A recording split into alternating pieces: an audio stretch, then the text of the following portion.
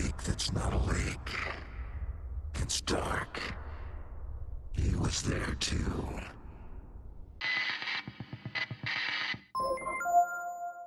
I originally planned to imitate Alan's writing and tone of voice in the script. Maybe to try and give a convoluted sense of intrigue. Maybe to give importance to every word I'd say. Whether or not I actually did or didn't, I couldn't tell you. It wasn't my place to say.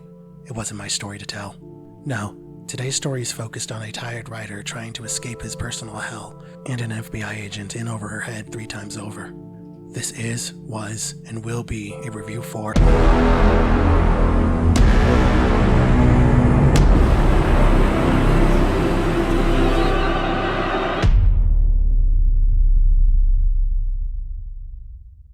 So, that was unnecessarily dramatic.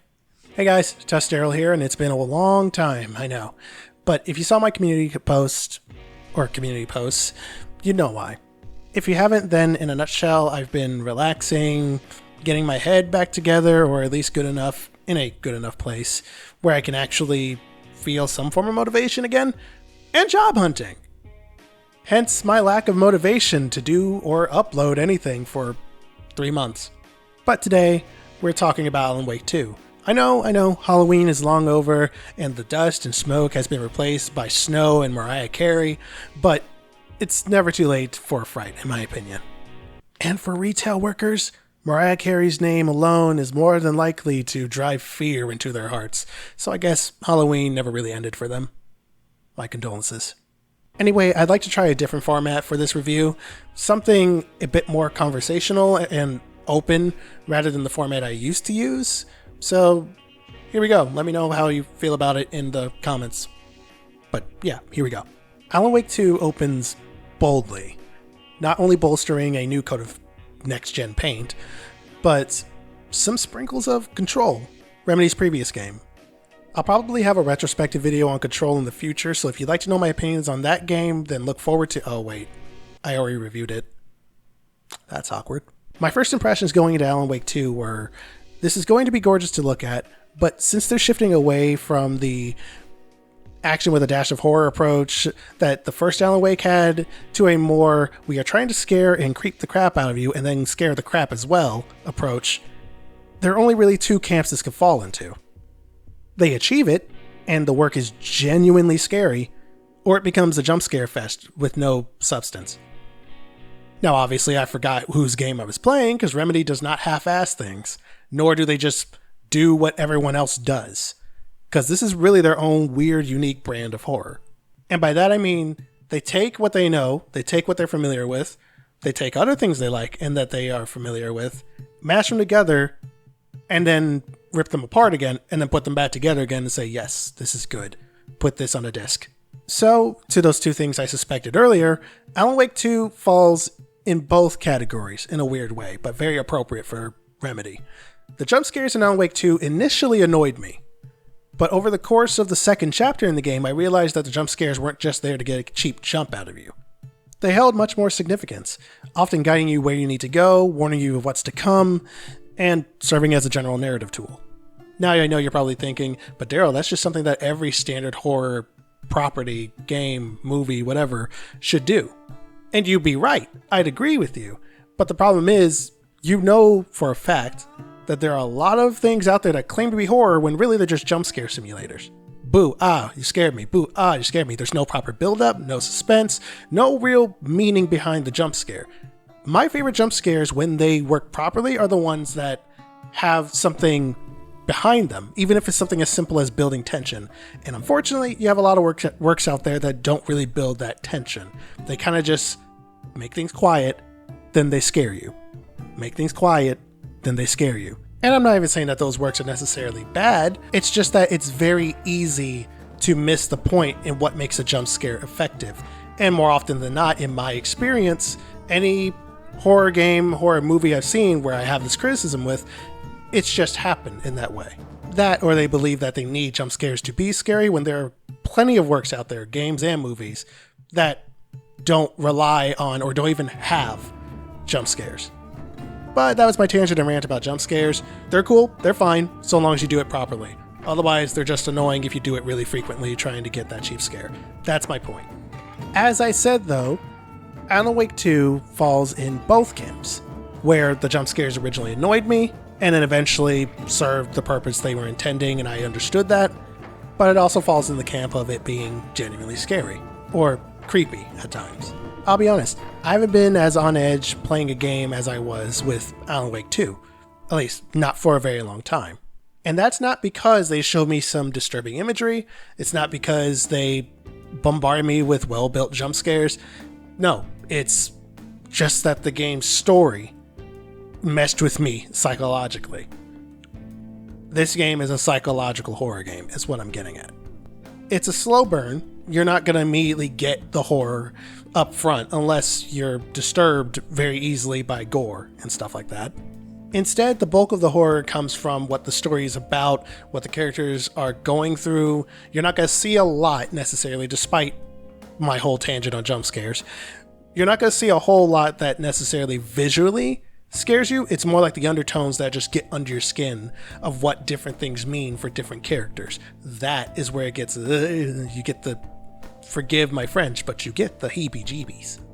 Another tangent for a moment here, because tangents are fun. It kind of reminded me in some cases of Silent Hill 2.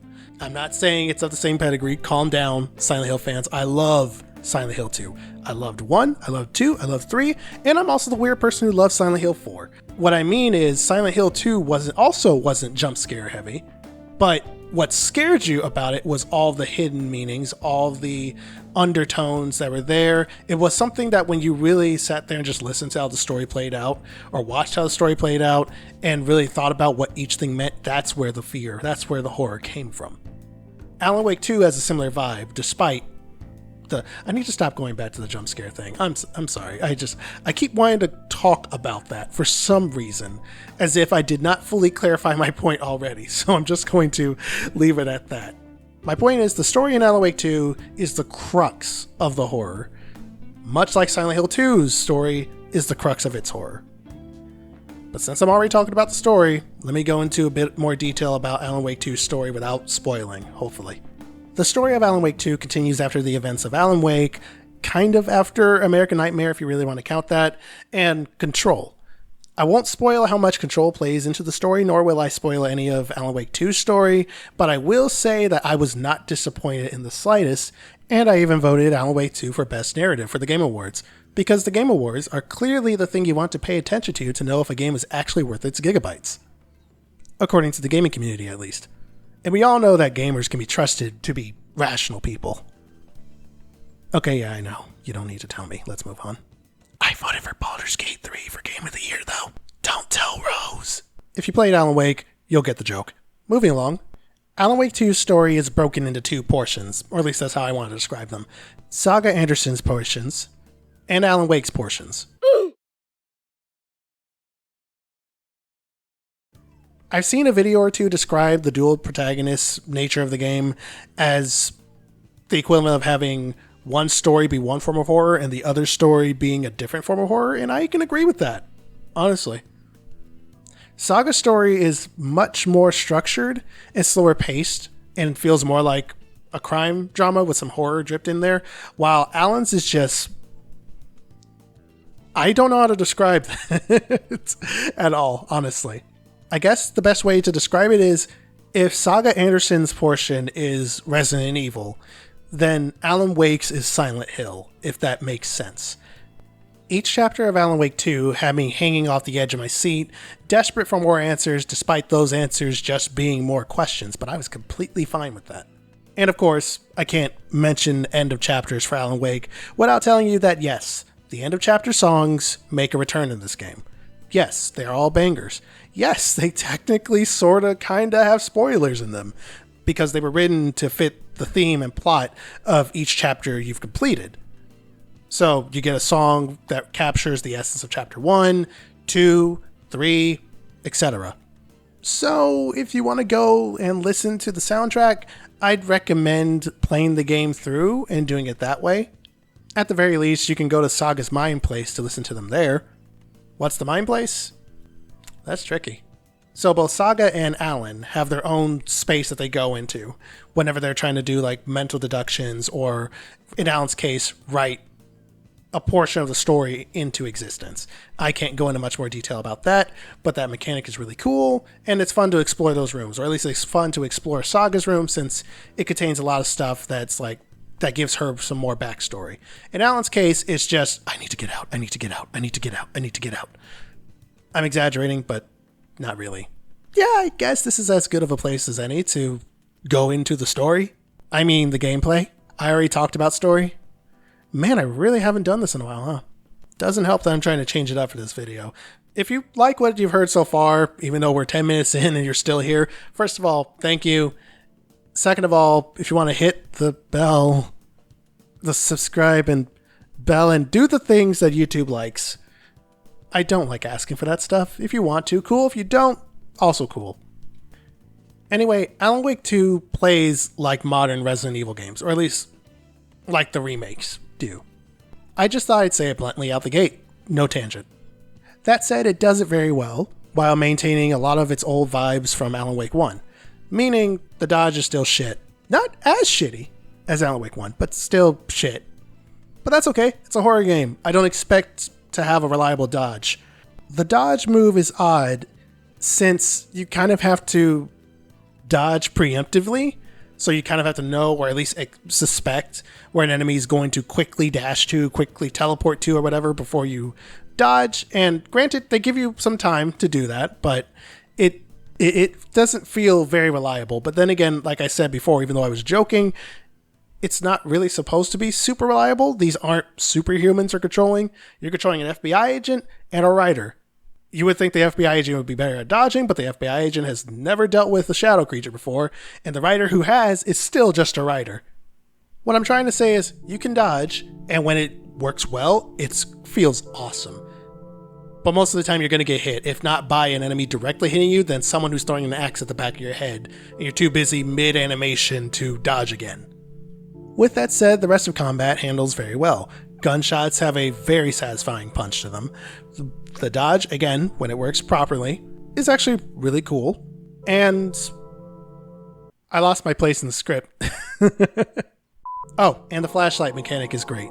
It makes a return from the first Alan Wake, but unlike the first Alan Wake, these batteries don't recharge when you use them. You need to use them sparingly. Otherwise, you're going to need to run around and look for more, or maybe have to reload the game. Well, not the game, but like your save. I don't know if new items appear that frequently when you're out of batteries. And no, I'm not saying that because I'm pro gamer status. I'm saying that because the game gives you more than enough batteries to use. You'd actually have to go out of your way, at least on normal difficulty, to burn through all of them. In fact, the closest I've gotten to running out of all of them completely and being screwed was during boss fights. But during boss fights, I can at least say that you'll have plenty of items around that you can run around and pick up, or ones that probably respawn since you're normally in a contained area and can't run that far in a boss fight. So at least in boss fights, you're safe-ish if you run out of batteries. I can't speak for if you're just out in the world and you run out of batteries. Batter-free. Batter-free.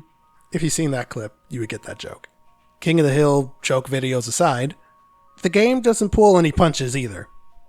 It can get very difficult when you're outnumbered by enemies, but at least in Saga's case, she's generally in open areas when you're fighting, so you can run away and stuff like that.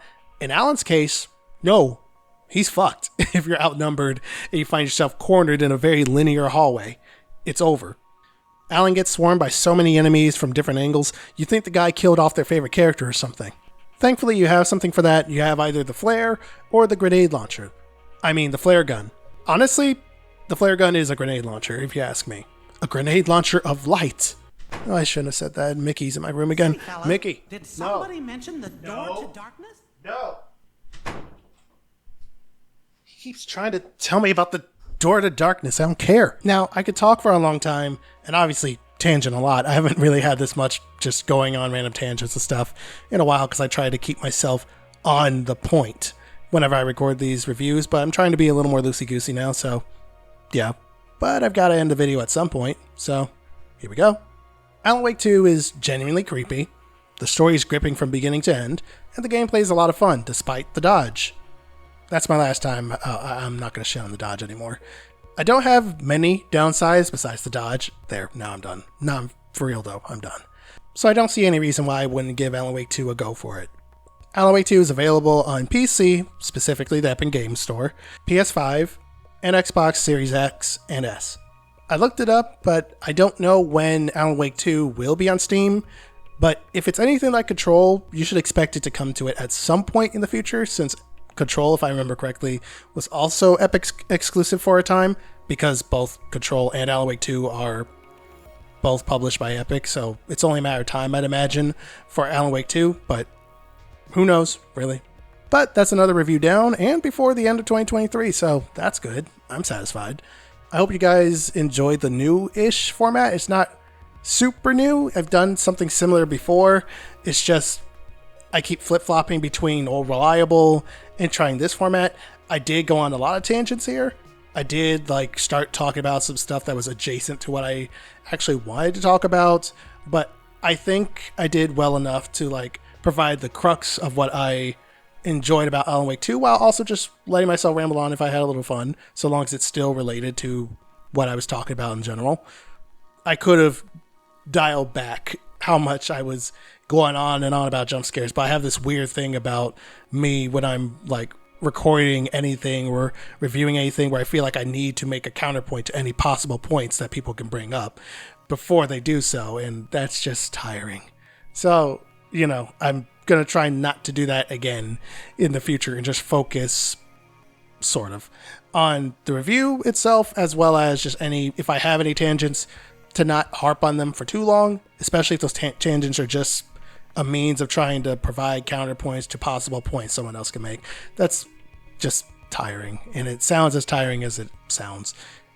Anyway, if you have any criticisms about this format or any ways you think I can improve it, let me know. I'm grateful that you all decided to, whoever is still here by this point, to watch the video all the way through. If you liked what you heard or just had a fun time just sitting here chilling and listening to me ramble on, then feel free to hit the subscribe button. I always flub that. Feel free to hit the subscribe button or don't. And if you do, feel free to hit the bell or don't. And feel free to hit like or even dislike. I'm just here. This is just a hobby for me. And with that should be the last video I do for 2023. So I'll probably see y'all after Christmas and after New Year's. So Merry Christmas, Happy New Year. If I forgot my outro, I hope you all have enjoyed your stay. I'm TUSReview, and I'll catch you guys later. Bye.